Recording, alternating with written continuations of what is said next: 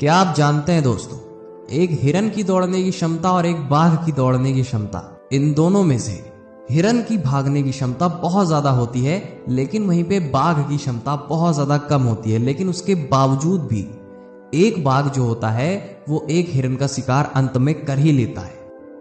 क्यों?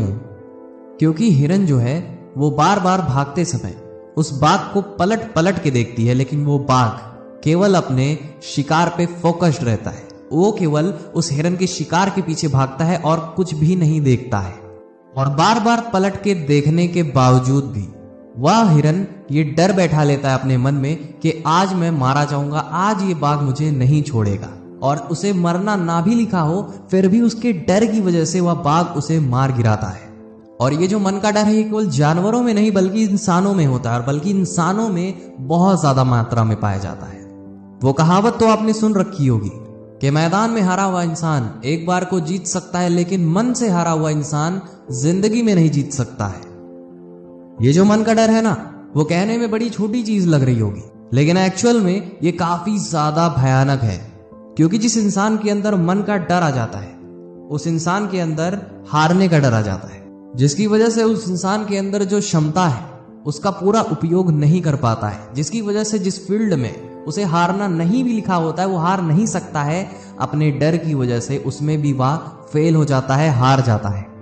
आपके अंदर कितनी भी पावर हो, कितनी भी क्षमता हो, कितने भी ज्यादा आप बुद्धिमान क्यों ना हो, लेकिन मन के डर के आगे ये तीनों चीजें घुटने टेक देती हैं। वो कहते हैं ना कि दुनिया को बदलना है तो सबसे पहले खुद को बदलो। वैसे ही अगर आपको दुनिया में जीतना है तो सबसे पहले आपको अपने मन में जीतना पड़ेगा।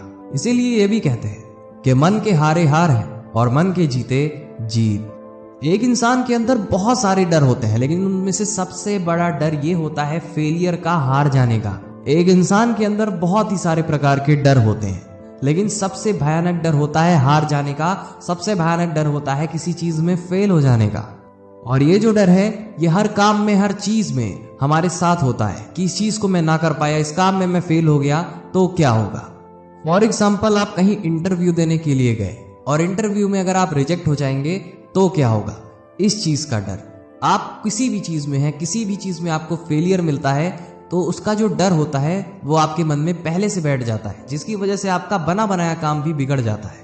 आप एक सक्सेसफुल बिजनेस स्टार्ट करना चाहते हैं, लेकिन अगर बिजनेस फेल हो गया, मैं कुछ ना कर पाया, उसका डर। जब तक आप एक्शन नहीं लेंगे तब तक पता कैसे चलेगा कि आपका वो सक्सेस होगा या फेल होगा।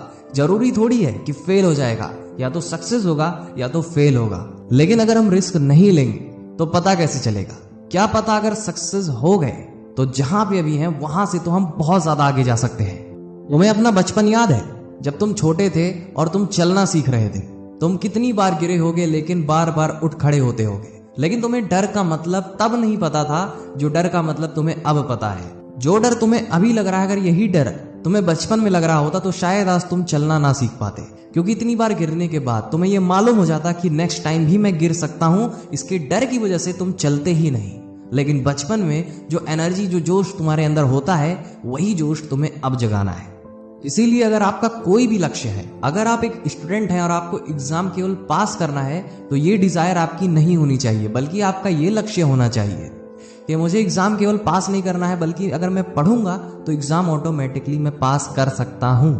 अगर वो जो हिरन है वो बार बार पीछे मुड़ के ना देखे, केवल अपने भागने पे फोकस करे, तो उसके मन में डर पैदा नहीं होगा, जिसकी वजह से वो और तेज भाग पाएगा और हो सकता है बाघ उसे ना पकड़ पाए।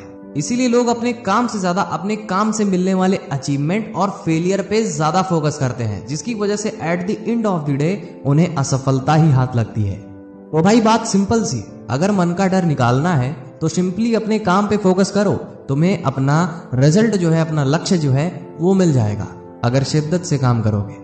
अचीवमेंट पे फोकस करोगे, फेलियर पे फोकस करोगे, दुनिया भर की चीजों पे फोकस करोगे तो कुछ हाथ नहीं लगने वाला है सिवाय गम के।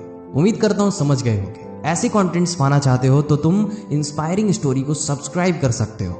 मिलते किसी और वीडियो में। अभी के लिए जय हिंद, जय भारत।